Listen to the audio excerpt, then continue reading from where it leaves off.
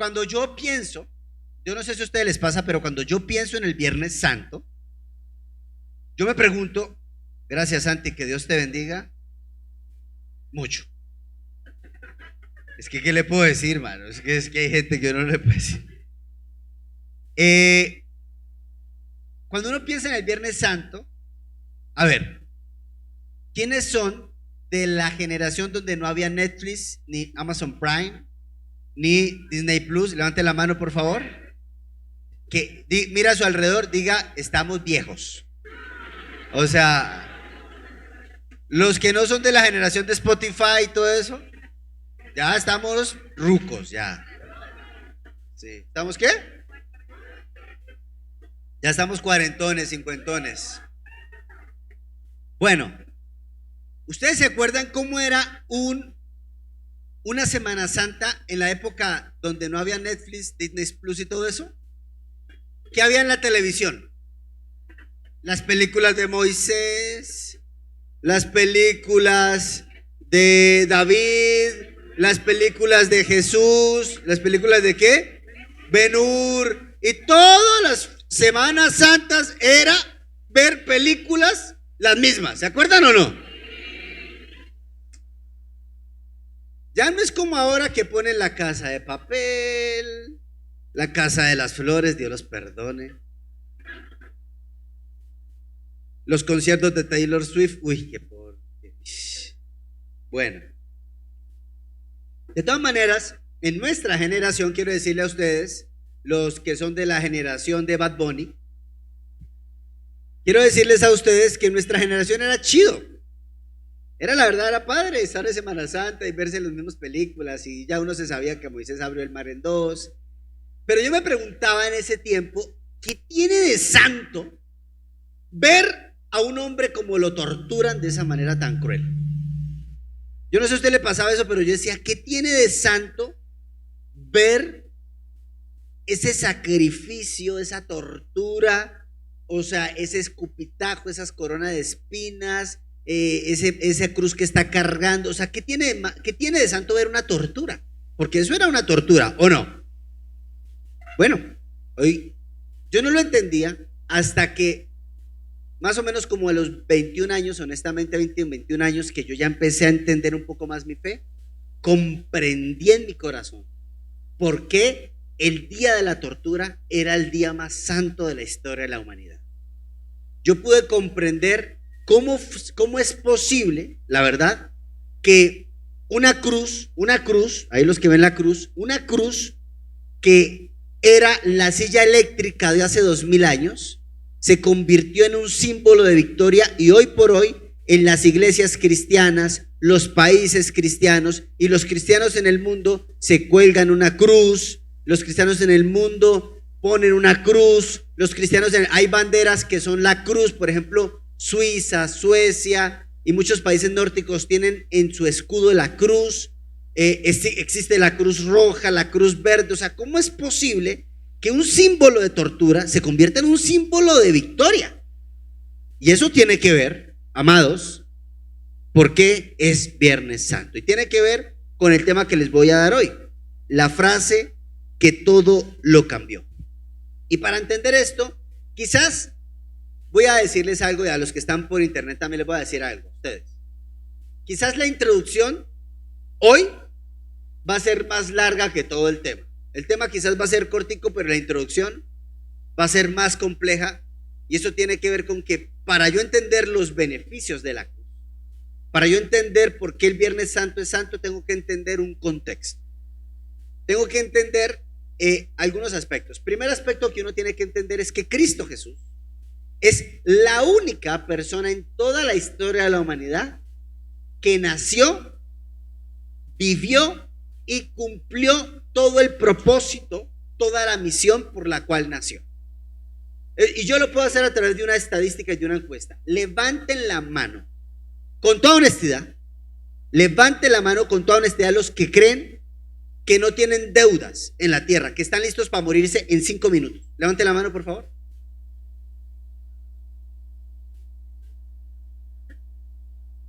¿Alguien le falta algún pendientico? ¿Alguien tiene algún pendiente por hacer? una plática por concluir, un perdón por resolver. ¿A alguien le falta algo así? Todos nosotros nos falta. O sea, no hay, aunque uno diga yo ya estoy, yo ya sé que me voy a salvar, yo ya estoy listo, pero todos nos quedamos con deudas y con pendientes. Y el que me diga que ya está listo para irse, pues, ¿qué está haciendo con esta mano de pecadores? Háganos el favor, adelántese y perfume el cielo. ¿O no? Disculpe por andar entre mortales pecadores como los que estamos aquí. No, todos nosotros nos falta siempre algo. Nos falta una conversación, pero Cristo a los 33 años, Él dijo, he cumplido. Terminé la obra que mi padre me envió a hacer. Qué impresionante, ¿no les parece?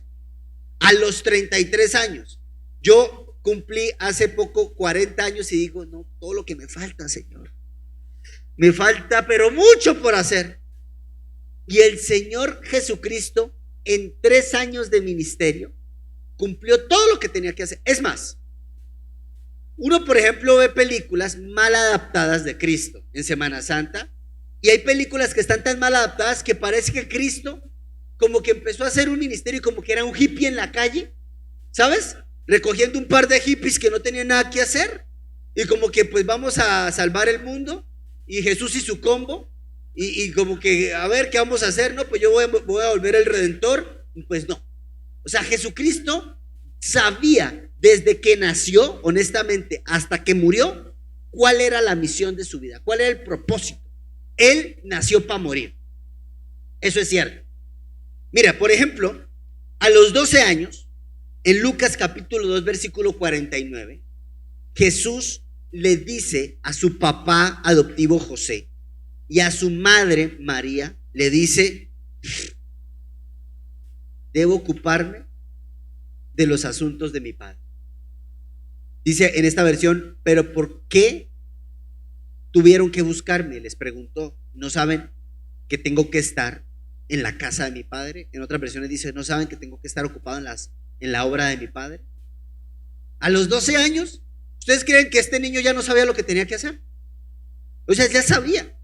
Déjenme decirle que él no estaba como los millennials actuales que tienen 22 años y dicen, ay, estudié medicina, pero como que quiero ser Uber. ¿Sabes? O sea, no, o sea, de verdad. ¿No les ha pasado que, ay, estudié una profesión, pero como que no era lo mío? Ay, por cierto, ¿a alguien le pasó eso? ¿Alguien aquí por casualidad estudia algo que no ejerció? ¿Sí? Bienvenidos a mi mundo, ¿ok? ¿Ustedes sabían que yo mi primera carrera fue ingeniero eléctrico? Uy, qué cosa tan de aburrida, ¿para qué? O sea, yo no me imagino yo pegando cables y arreglando ollas de presión y, ay no, eso no, por eso no. O sea, ¿te imaginas? Pero Jesucristo sabía para qué estaba aquí. Jesucristo cumplió la misión por la cual vino. Por eso, quizás, miren, en la historia de la humanidad hay muchos personajes muy famosos. ¿Estamos? Gandhi. Por ejemplo, Gandhi tiene una frase que es muy espectacular que dice, ojo por ojo, el mundo quedará ciego. No tuerto, ciego. Es cierto.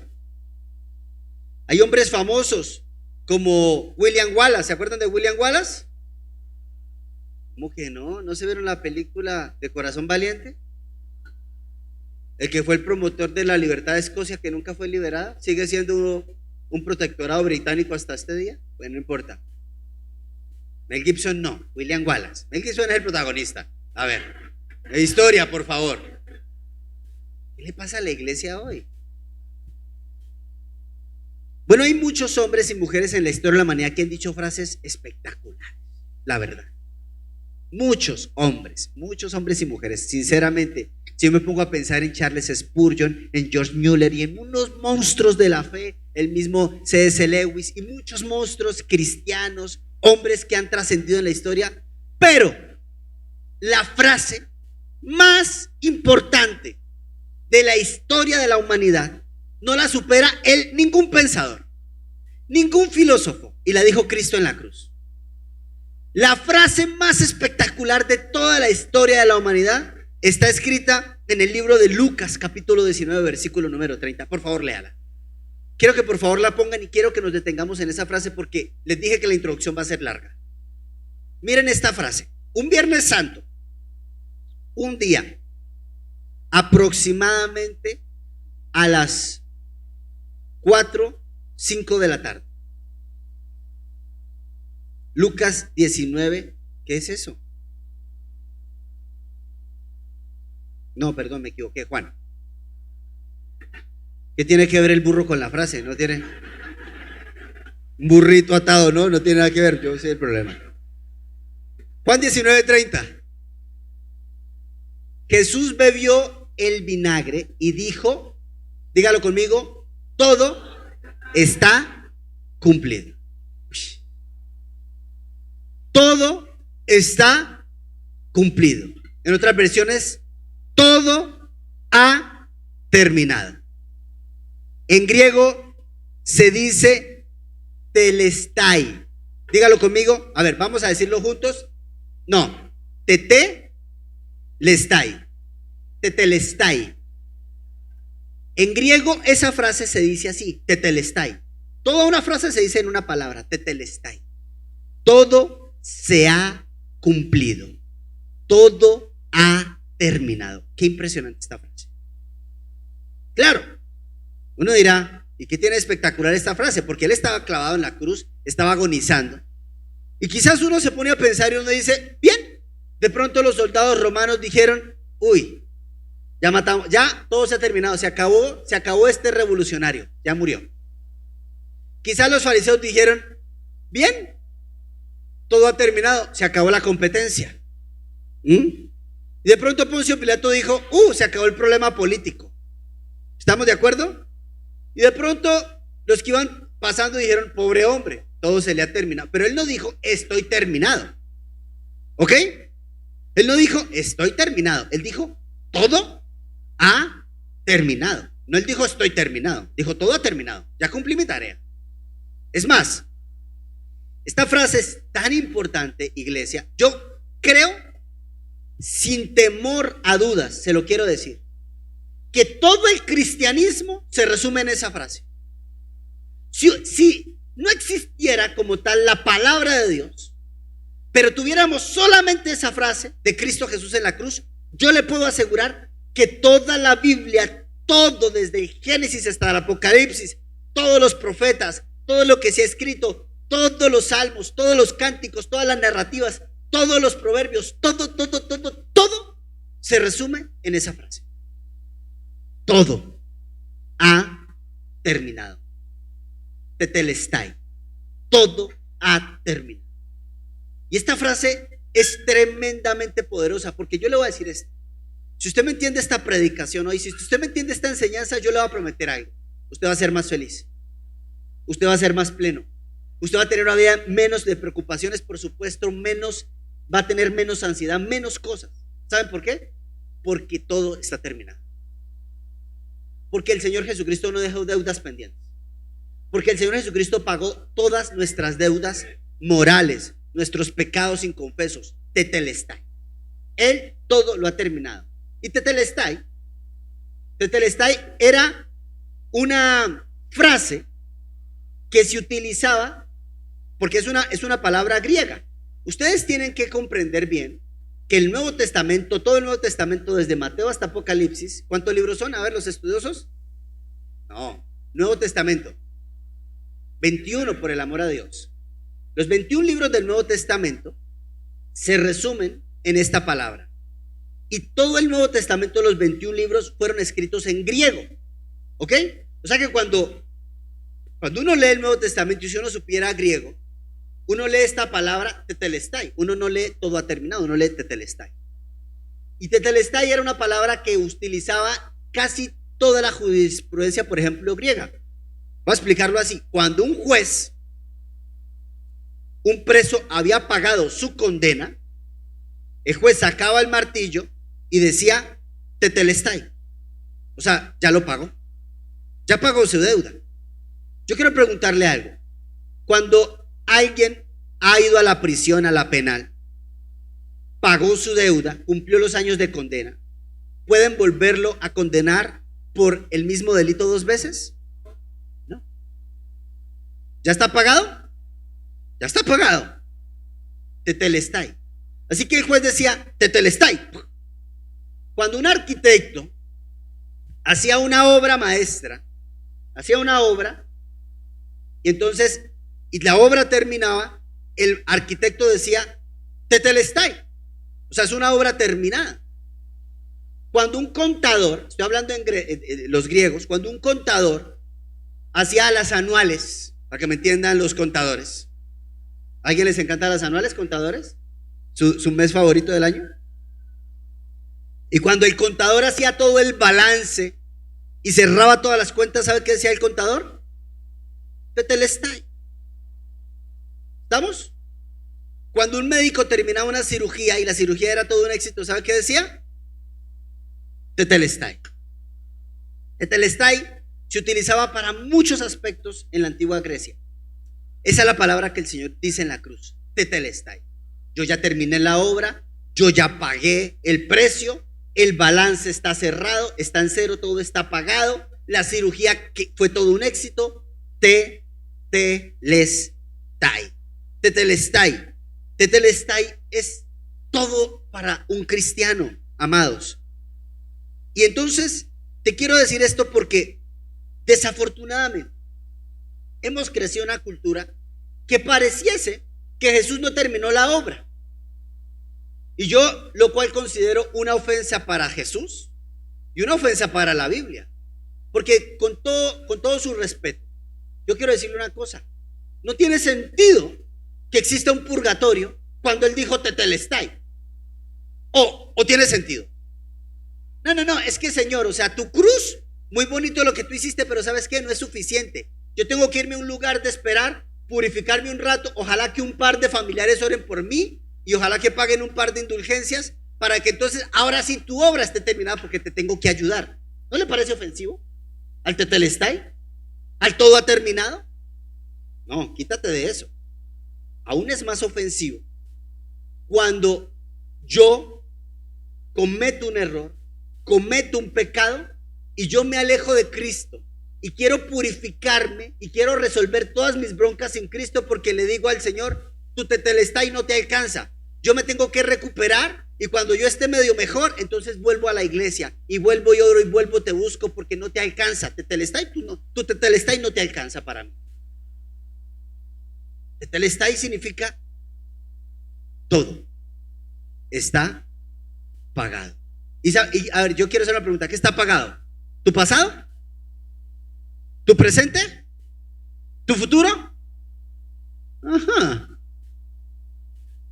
Sí. Sí y sí.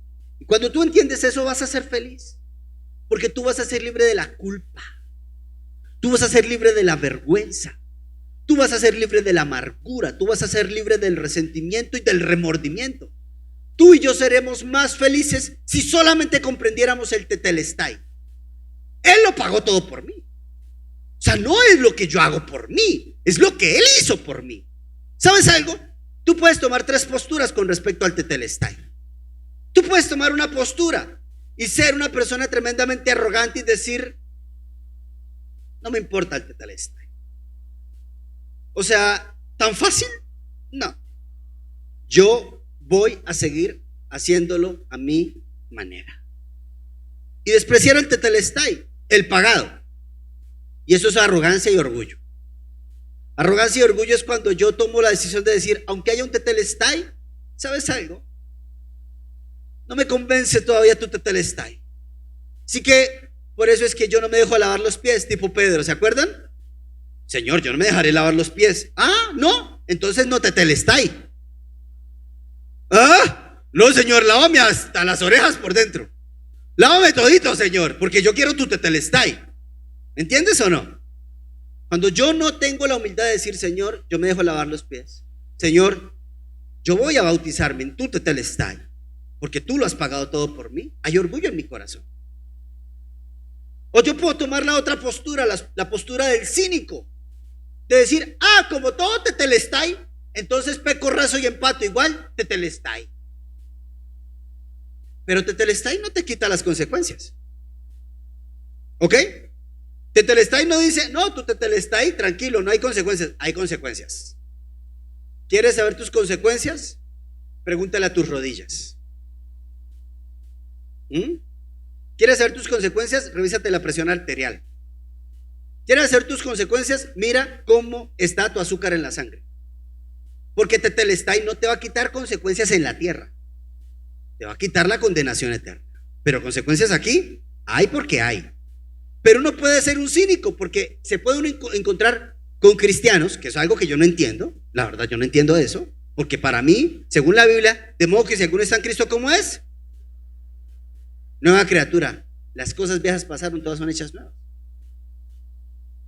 A mí no me hace sentido que una persona diga, yo tengo el tetelestai, y salga a la iglesia y se vaya a drogar, se vaya a fornicar, se vaya a lastimar a otros, se vaya a robar, haga negocios torcidos, se vaya a alcoholizar. A mí eso no tiene sentido. Para mí esa persona no tiene un tetelestai todavía. O sea, no tiene conversión. ¿Estamos? Eso es cinismo, pero no es tetelestai. Pero hay otro grupo, hermano, que dice tetelestai. Gracias. Gracias porque todo ha terminado. No lo podía pagar, Señor. Y lo valoro, y lo cuido, y lo honro, y lo respeto, y vivo como un tetelestai, como una persona libre de deudas. No me vuelvo a meter en el charco, no me vuelvo a meter en la deuda, no me vuelvo a hipotecar, no vuelvo a hipotecar mi presente, mi futuro. No, decido no, porque hay un tetelestai. Alguien lo pagó por mí y tengo que ser agradecido. Ahí es diferente. ¿Me copias o no? Por favor, quiero que entiendas. Una vez, que es una historia real, y este vaso va cayendo. Dios mío, qué miedo. Estuve leyendo una historia de una señora que después de 5 años de la muerte de su esposo, llamó a la aseguradora y le dijo: aseguradora, tengo que cancelar el seguro de vida de mi esposo. La verdad, ya no puedo seguir pagando las mensualidades. Y la gente le dice: señora, ¿por qué? ¿Qué pasó? Es que mi esposo murió hace 5 años. Señora, la muerte de su esposo lo pagó todo. Señora, tetelestai, todo ha terminado. Nosotros le debemos a usted, señora. Nosotros tendríamos que pagarle a usted. Y yo veo cristianos así, hermano. Yo veo cristianos que Jesús pagó con su muerte y siguen pagando deudas morales, deudas emocionales, deudas y deudas, porque no han entendido el tetelestai y terminan pagando con su propia vida, con su propia salud, con su propio sueño. No hemos entendido el tetelestai. Claro, por supuestísimo que el tetelestai es incómodo, porque ¿sabe algo? Sí, es un golpe al ego. ¿O no? Es un golpe tú no puedes hacerlo sin mí. Yo lo tuve que hacer por ti. ¿Lo aceptas o no lo aceptas? O sea, claro que es un golpe al ego. Y claro que el tetelestai es incómodo. Es incómodo. Hazte cuenta que el tetelestai es como: yo acepto que todo está pagado, pero ese aceptar que todo está pagado es como ponerse un chaleco, ¿cómo se llama? Un paracaídas. ¿Usted se imagina ir en primera clase con un paracaídas puesto? ¿O ir en segunda clase peor con un paracaídas puesto? ¿Alguien se ha subido a un avión? ¿Saben lo incómodo que es un paracaídas? ¿Saben qué es el tetelestai? Ponte el paracaídas. Ay, pero señor, el avión no se cae. Les voy a decir algo.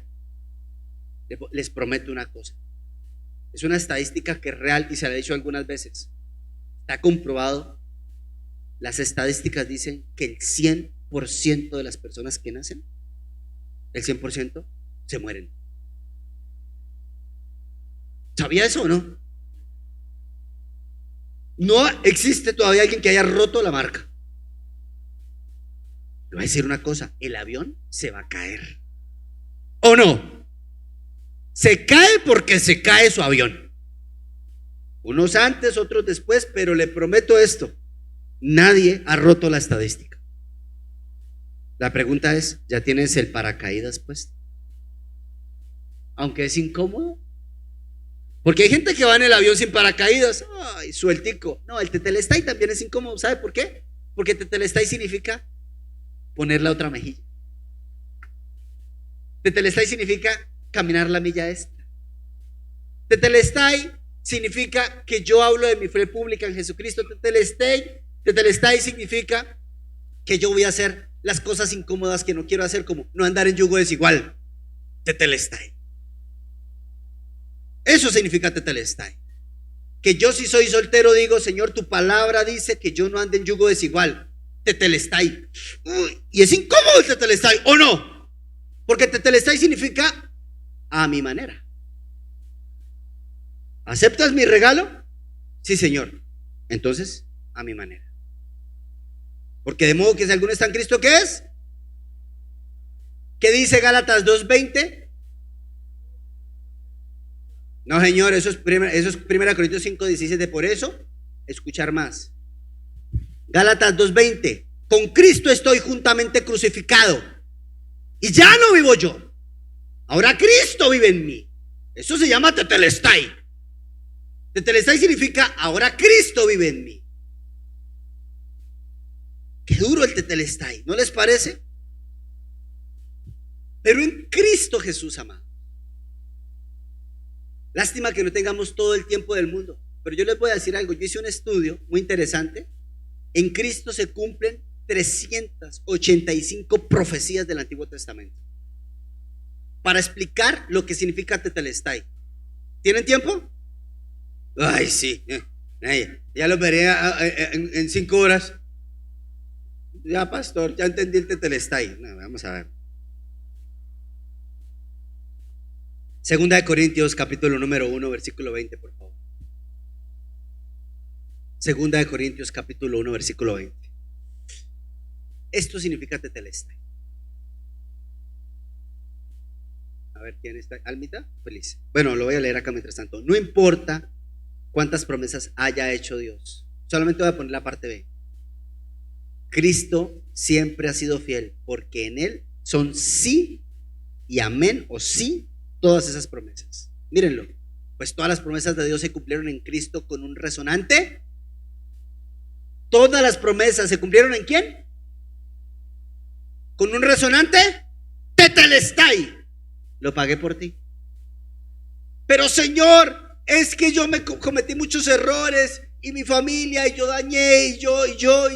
Cuando tú te pones el chaleco salvavidas, cuando tú te pones el paracaídas, el Señor dice: sí, tetelestai, por medio de Cristo, nuestro amén, que significa un sí, se eleva a Dios para su gloria. Ahora, con respecto al tetelestai, yo quiero explicarte algo. ¿Sabes cuántas leyes hay en el Antiguo Testamento? ¿Alguien sabe? En el Antiguo Testamento habían 663 leyes de toda la Torá. De toda la Torá del Antiguo Testamento. Esas 663 leyes, por eso es que el talí, el que se ponían los judíos para orar, tenía 666 cuerditas alrededor, con unas borlas de oración, 4 borlas en las esquinas. Bueno, en fin. ¿Por qué tetelestai es tan importante? Porque yo quiero hacerte esta pregunta. ¿La ley para qué es? ¿Para romperse? ¿Para cumplirse? ¿O no? Bien. Ahora, te quiero hacer otra pregunta. ¿Puedes cumplir tú las 663 leyes? ¿Lo has intentado alguna vez? Yo sí.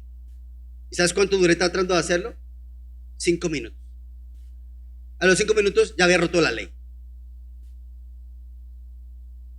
No es posible. Entonces tú dirás: pero si no es posible cumplir la ley, ¿para qué entonces Dios pone la ley? Bueno, quiero explicarte algo. La ley sí nos protege. La ley nos pone límites. La ley nos dice no matar, no robar, no adulterar, no mirar la mujer de tu prójimo. Esas son 10 de las 663. Hay leyes que por hoy uno dice: ¿y esta cómo se cumple? Pero lo que quiero decirte es que es muy complejo cumplir toda la ley. Pero Dios es juez. Y si tú y yo infringimos la ley, ¿cuál es la consecuencia de infringir la ley según la Biblia? La muerte. ¿Cuál muerte? La muerte espiritual. Y la muerte espiritual significa una separación eterna de Dios. O sea, no tengo acceso a la presencia de Dios. Y por consecuencia también la muerte física. ¿Estamos de acuerdo? Entonces, esta es la pregunta. ¿Todos hemos roto la ley? ¿Sí o no? Sí. Eso es cierto. Todos hemos roto la ley. Entonces, si alguien rompe la ley, ¿qué es lo justo? ¿Condenarlo o no condenarlo? ¿Qué pasa si un juez dice, yo soy juez, y tú dices, bueno, señor juez, yo la verdad vengo aquí porque pues robé y en medio del robo maté a la persona, pero señor, yo robé por una buena causa. O sea, yo la verdad es que no tenía para darle de comer a mi familia y pues en el proceso del forcejeo, pum, la maté inocentemente, pues, pero era por una buena causa.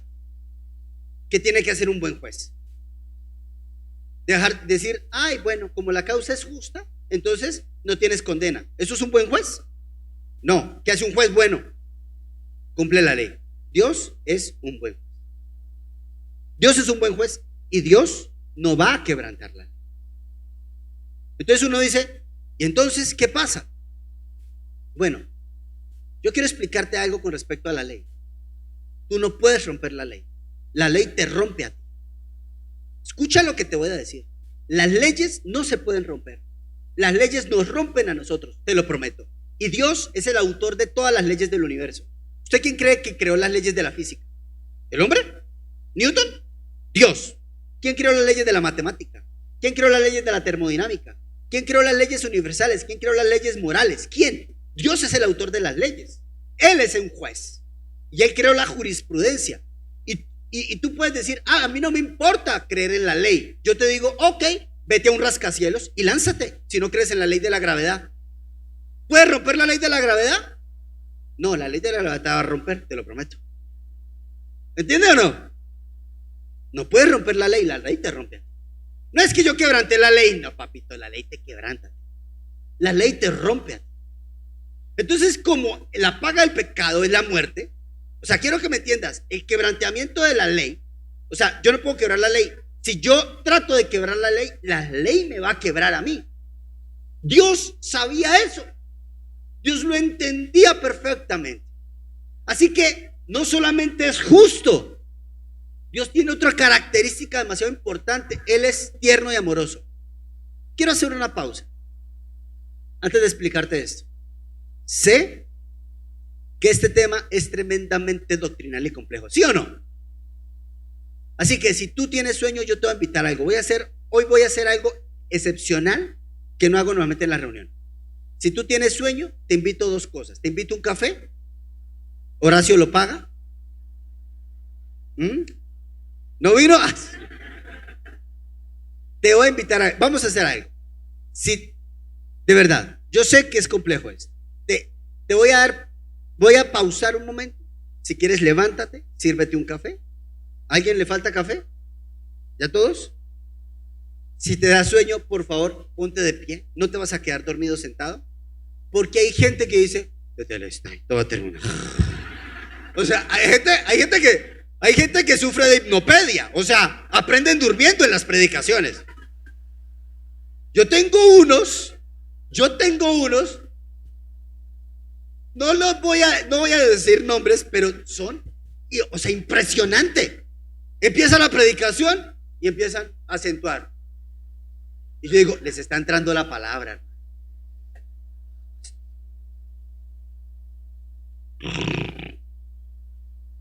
Y lo impresionante es que cuando yo digo amén, hoy la palabra fue para mí todo un sueño, Señor, gracias. Gente increíble, hermano. Mira, si te da sueño, yo te invito a que te levantes. Te invito a que te sirvas un café. Horacio lo va a pagar porque me dijo, no, pastor, hoy pago todos los cafés. Gracias a Dios por la vida de Horacio. Pero bueno, te telestai, pero Dios es justo. Entonces, ¿tú rompes la ley o la ley te rompe a ti? La ley me va a romper. Segundo,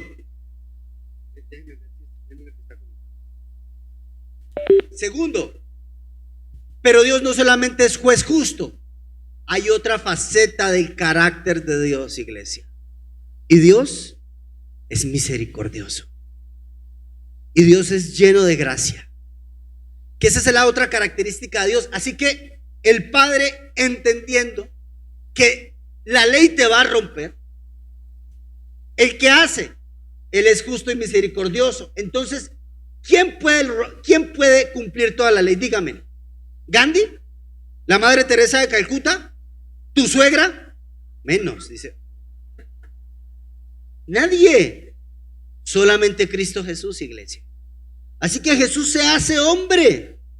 Y el que no conoció pecado, se hizo pecado por nosotros. ¿Me copias o no?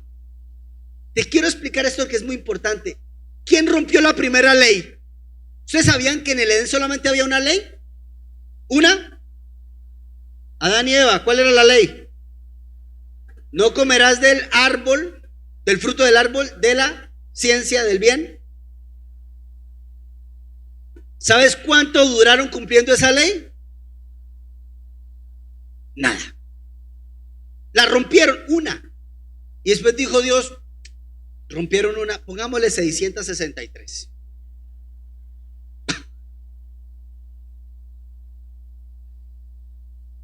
Solamente que eso tiene una razón espiritual. Les voy a explicar el contexto. ¿Usted le ha pasado? No sé si le ha pasado, pero a mí me pasaba antiguamente cuando no tenía tanto conocimiento, que yo leía la Biblia y yo decía, y el pueblo elegido y el pueblo escogido y que los judíos, y yo sentía como un poco de, ¿y por qué a ellos, Señor? ¿Por qué no elegiste a los colombianos? Tan buenos bailadores que somos, tan buen café que tenemos, Señor.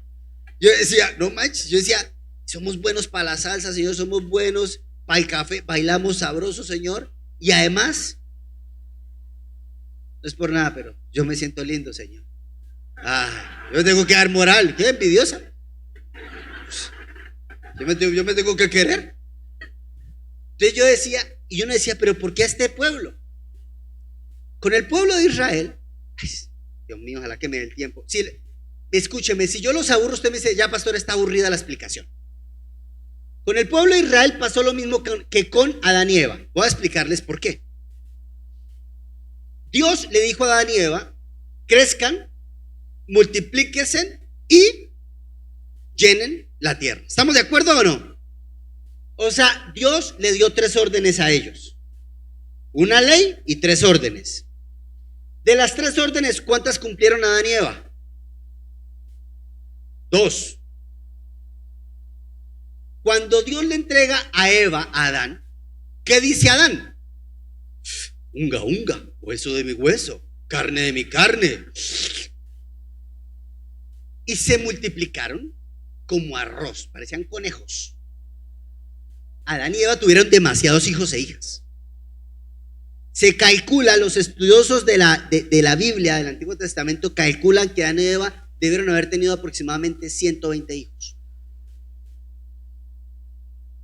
¡Úpale! ¡Ay! Si su abuela tuvo 30 o su bisabuela, Adán y Eva que eran los primeros, ¿usted cree que no le daba el motor para 120? ¡Claro! Y no existía la coca, ni los Doritos, y no había Netflix. Por supuesto, claro que sí, unos 120. Adán y Eva vivieron aproximadamente 900 años, y de los 900 se considera que ellos tuvieron fertilidad por lo menos 700 años. O sea, no es descabellado. Bueno, a lo que voy, ellos se multiplicaron, ¿sí o no? ¿Crecieron? ¿Sí o no? Pero no llenaron la tierra. No llenaron la tierra. No llenaron la tierra. Bueno, después Dios toma al pueblo judío. Y Dios al pueblo judío lo elige tal cual a Adán y Eva. Haz de cuenta, como un pueblo elegido, para hacer 3 cosas con respecto a algo que Él les iba a encomendar a los judíos. Porque yo quiero preguntarle algo, de los 66 libros que tenemos en nuestra Biblia, ¿cuántos escribieron los judíos? ¿Cuántos libros escribieron ellos? ¿Cuántos? De los 66, 64. Hay 2 libros que no escribieron los judíos, solamente 2. El libro de Lucas y el libro de los Hechos. Porque lo escribió ¿quién? Lucas, que era un griego, De resto, todos los 66 libros, o sea, los 64, los escribieron los judíos. Y Dios les entregó a ellos algo, su logos, su palabra. Y Dios le encomendó lo mismo, crezcan la palabra. ¿La hicieron crecer, sí o no? ¿Sí o no? Sí. ¿Multiplicaron la palabra? ¿Sí o no? Sí, hicieron demasiadas copias de la palabra de Dios, gracias a ellos. La tercera pregunta, ¿llenaron la tierra con la palabra de Dios? ¿Sí o no? No. No. Entonces, como Dios dijo, estos no me llenaron la tierra con la palabra de Dios. Dios siempre tiene un as bajo la manga. Y ahí viene, ¿quién fue el as bajo la manga? La iglesia. La iglesia ha sido la organización, la institución, no sé cómo decirle, la familia, el pueblo que Dios ahora eligió para que cumpliera la última gran misión, llenar la tierra de la palabra de Dios. Y yo le quiero decir una cosa, nosotros la iglesia hemos proclamado la palabra de Dios por los 5 continentes. Nosotros somos los que hemos hecho que la palabra de Dios se expanda sobre la tierra. Porque la realidad es que los judíos pensaban que la palabra de Dios era solamente para ellos, para su etnia y para nadie más. Y Dios dijo, no, papito, la palabra de Dios es para todo pueblo, raza, lengua, nación, etnia. Porque yo quiero una familia multiétnica. Yo quiero oaxaqueños, yo quiero colombianos, yo quiero filipinos, yo quiero todos, yo quiero hacerlos parte de mi familia a través de mi logos, de mi palabra. ¿Estamos de acuerdo o no? ¿Hemos hecho la tarea, sí o no? Seguimos haciéndola. Si algo la iglesia se puede jactar, no deberíamos jactarnos de nada, pero si algo podemos hacer, es que podemos jactarnos de que hemos llenado la tierra de la palabra. ¿Sí o no? Denle un aplauso a Dios por la iglesia. La verdad, la iglesia ha hecho un buen trabajo.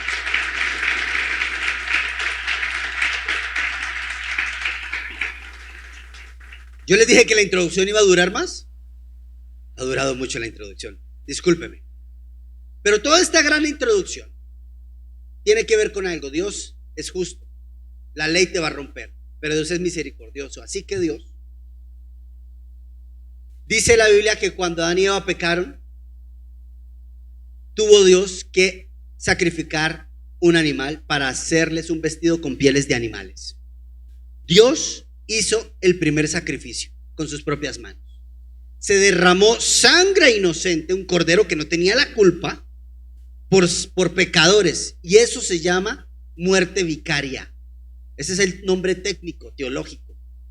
Ok, entonces Dios los viste con pieles de animales, pero el corderito no era humano, era corderito. Así que entonces Cristo viene a ser el cordero que va a cumplir esa muerte vicaria, un justo por pecadores, porque si no, yo le prometo algo, nadie podría entrar a la presencia de Dios. ¿Ustedes sabían esto, iglesia? Somos la única, digámoslo así, religión, no sé si decirlo bien, pero somos la única religión que nosotros consideramos que lo único que tenemos que hacer para la salvación es aceptar la salvación. ¿Sabían eso? ¿Ustedes sabían que judíos tienen que hacer todas las 663 normas para poder llegar a un tipo purgatorio? Porque ellos no llegan al cielo tampoco. Llegan a un purgatorio hasta que venga el Mesías. ¿Sabían eso? ¿Saben que los musulmanes tienen que también esperar un tipo purgatorio? ¿Sí sabían eso o no? ¿Sabían eso? Que por ejemplo, los que practican la egiptología tienen que estar en el lugar de Isis mientras hacen la transición al más allá, y otros tienen que alcanzar el nirvana, y otros, o sea, todas las religiones tienen que hacer algo. ¿Y saben qué es lo que usted y yo tenemos que hacer? Una sola cosa: aceptar o no el tetelestai, el todo va a terminar. Así que, amados, toda esta introducción para decirles que hay unos beneficios que quiero que por favor los escribas. Primer beneficio, escríbelo: Él pagó mis deudas morales. Cristo pagó mis deudas morales. Dice Romanos capítulo 8, versículo 3 al 4, por favor, vamos a ponerlo. Romanos capítulo 8, versículos 3 al 4. La ley de Moisés no podía salvarnos. ¿Qué no podía hacer la ley? Porque nuestra naturaleza pecaminosa es débil, así que Dios hizo lo que la ley no podía hacer. Él envió a su propio Hijo en un cuerpo como el que tenemos nosotros, pecadores. Y en ese cuerpo Dios declaró el fin del dominio que el pecado tenía sobre nosotros mediante la entrega de su Hijo como sacrificio por nuestros pecados.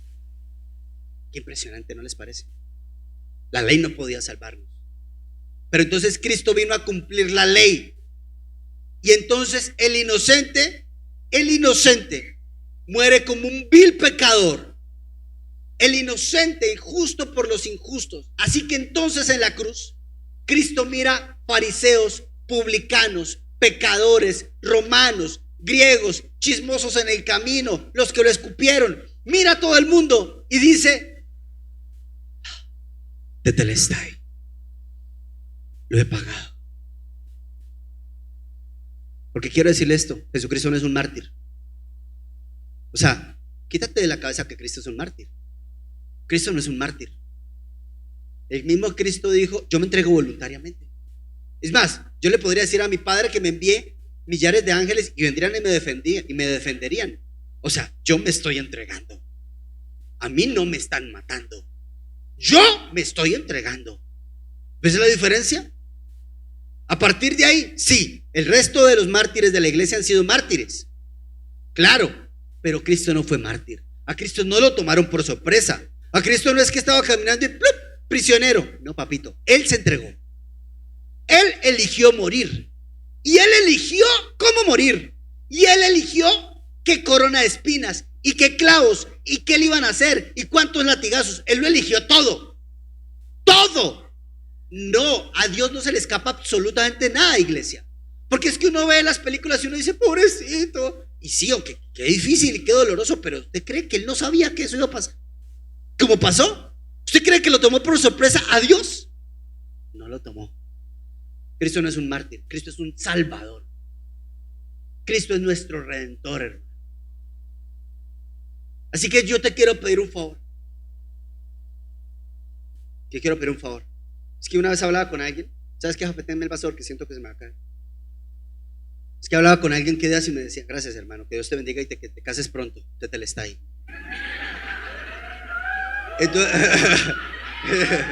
Entonces, oye, pero todas las solteras felices. Bueno, en fin. Bueno, entonces resulta que me hicieron perder la idea. ¿En qué iba yo?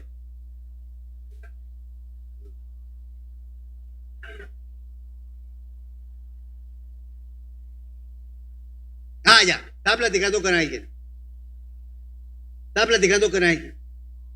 Y me dice estas palabras: pastor, usted me conoce. Pastor, usted sabe que yo tengo debilidades. O sea, pastor, ¿cómo Dios puede usarme a mí si tengo tantas debilidades, si no he podido arreglar tantas cosas, si tengo tanto? Y yo le dije: hermano, qué orgulloso que eres, neta. ¿Tú crees que eres humilde? Eres orgulloso. Porque tú crees que se trata de ti. Tú crees que tú te tienes que hacer santo por tu propia cuenta y arreglar tus propias deudas. Y cuando tú estés bien, entonces te entregas a Cristo. Qué orgullo, la neta. Qué prepotente y arrogante. ¿Ya me conocen o no? No has entendido, tetelestai. No has entendido, todo está pagado. Y a mí me da mucha tristeza porque hay gente que piensa eso. Hasta que yo no arregle esto, hasta que yo no resuelva eso, o sea, hasta que yo no lo termine, hasta que yo no haga tetelestai, ¿cómo? O sea, ¿le vas a quitar el papel de Salvador a Cristo? Quítate eso de la cabeza. La ley no puede salvarnos. Él vino por nosotros. Uno tiene que, la verdad, uno cada día de la vida, hermano, uno debería levantarse saltando en una pata de felicidad. ¿Sí o no? O sea, yo no entiendo cómo un cristiano puede estar deprimido, hermano, sabiendo que tetelestai. O sea, que ya lo pagaron. ¿Te imaginas que tú tuvieras una deuda en Visa, en Mastercard o en American Express, pero una que no podrías pagar, y un día, señor, alguien pagó su cuenta? ¿Usted qué dice? Ay, no, yo la quería pagar, a mi deuda. ¿Qué haces? Hay gente que se endeuda más. Esa gente no entendió el tetelestai. Uno saltaría de alegría, hermano. Colosenses capítulo 2, versículo 14. Este versículo es poderoso, iglesia. Este versículo es poderosísimo. Colosenses 2:14.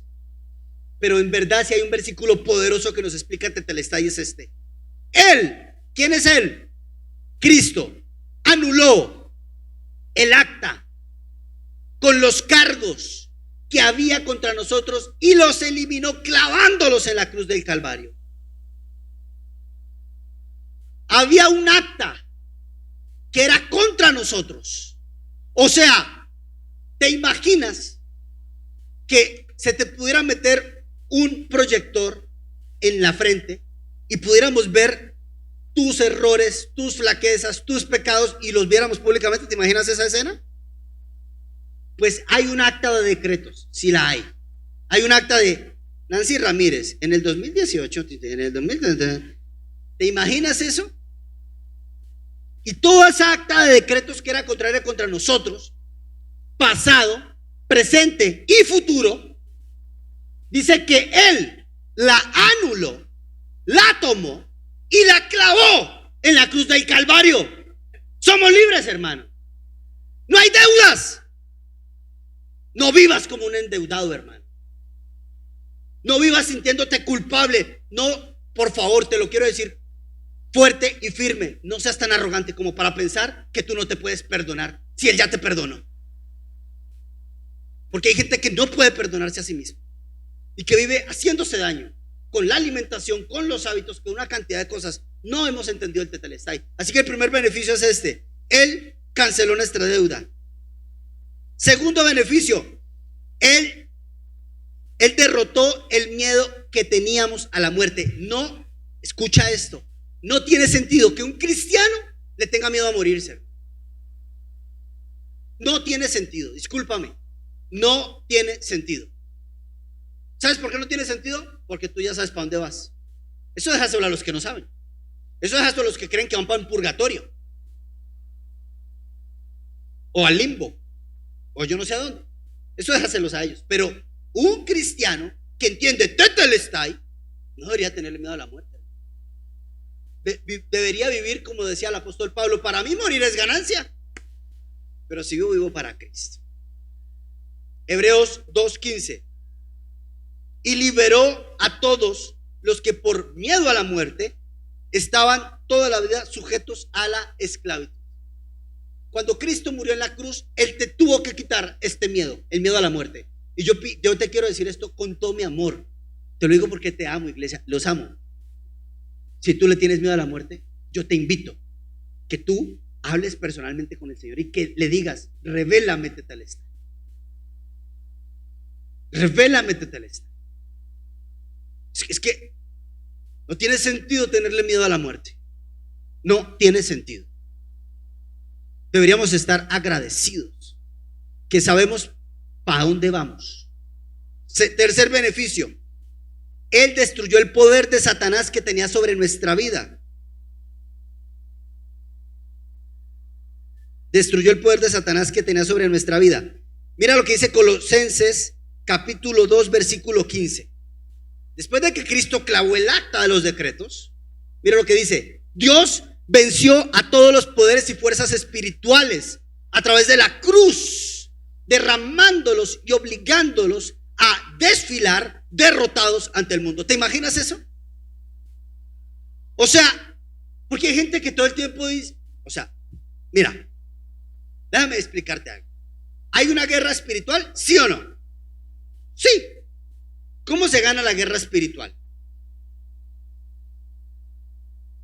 Que, a ver, cuando Daniel estaba, la semana pasada yo les explicaba, cuando Daniel estaba en esa, había una guerra espiritual. ¿Qué estaba haciendo Daniel? ¿Reprendiendo demonios? Te echo, demonio de la incredulidad, te echo, demonio de yo no sé qué. ¿Estaba reprendiendo demonios? Él estaba hablando con Dios, él estaba orando, estaba hablando con Dios, hablando con Dios. Si algo perdió Satanás en tu vida, fue poder de influencia, según las escrituras. Pero tú vas a decidir si le prestas atención a él o le prestas atención a Cristo, ¿ok? Yo tampoco te voy a obligar. Pero dice la Biblia que Él venció a los poderes espirituales. Porque no podemos estar viviendo con la paranoia de que me está persiguiendo el diablo y el diablo me está tentando y el diablo, no, por favor, tampoco.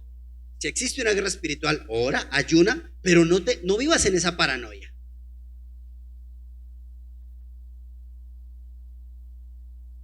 A través de la cruz los venció, desarmándolos y obligándolos a desfilar derrotados ante el mundo. ¿Cómo está el diablo? En tu vida. ¿Estamos de acuerdo o no? ¿Cómo está el diablo? En tus hijos. ¿Quién lo cree, hermano? ¿Usted no le parece que uno debería celebrar Tetelestai?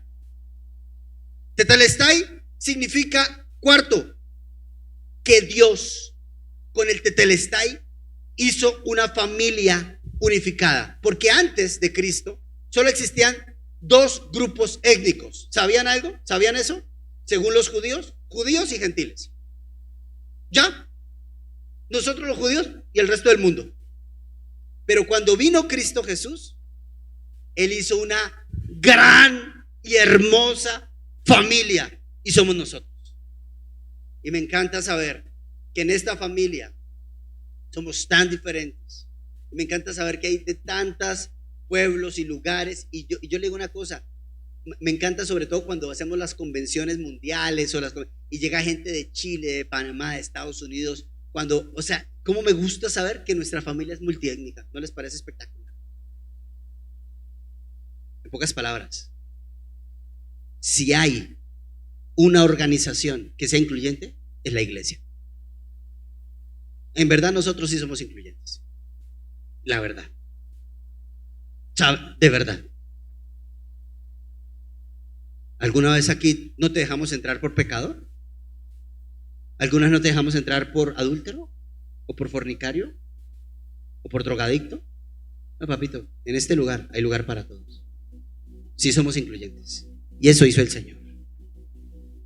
Dice Efesios 2:14, en la cruz Jesús derribó el mundo de la hostilidad que nos separaba, uniendo a judíos y gentiles como una sola familia. En Cristo nos trajo la paz. Van subiendo los músicos. En quien nos ha unido a todos en un solo pueblo. Antes los judíos y los que no son judíos se odiaban y estaban divididos como un muro que los separaba, pero Cristo murió para derrumbar ese muro. ¿No te parece espectacular? Pero te quiero darle el quinto beneficio. Si lo anterior no fuese suficiente, quiero que sepas el quinto beneficio Tetelestai. Esto que te voy a decir, tiene todo el sentido de la cruz. Tu salvación está garantizada. Tú tienes vida eterna. Cuando tú te mueras, cuando yo me muera, porque tengo que decirles algo, familia, nos empezaremos a ir uno por uno, poco a poco. Si es que el Señor no nos lleva antes en grupo, ojalá. Yo quiero eso. Pero si no fuese así, en algún momento tu silla estará vacía o mi silla estará vacía. Pero te prometo esto: nos volveremos a ver allá arriba, porque está garantizado. Hay un sello certificado, la cruz del Calvario. Te prometo esto, iglesia, y te lo quiero decir con todo mi amor: jamás nada ni nadie te podrá separar del amor de Cristo Jesús. Ni la vida, ni la muerte, ni lo alto, ni lo profundo. No importa si te caes, vuelve el Señor y te va a levantar, porque Dios es fiel, Dios es bueno. Hay justicia, pero hay gracia, hay salvación para todos. Vamos a ponernos de pie.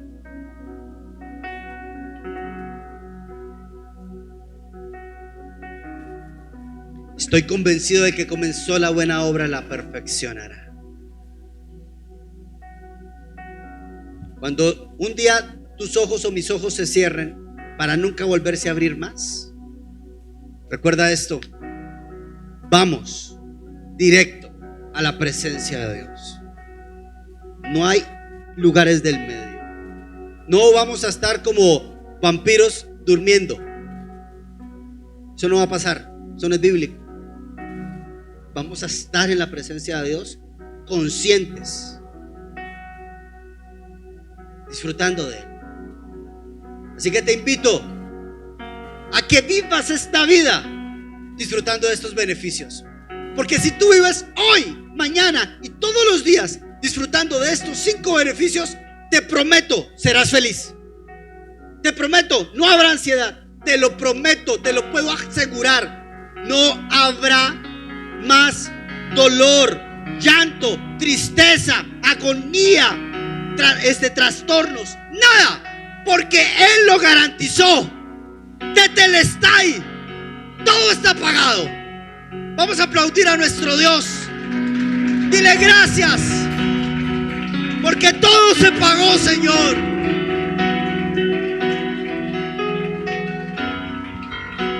Apláudale. Tetelestai. Que está sentado en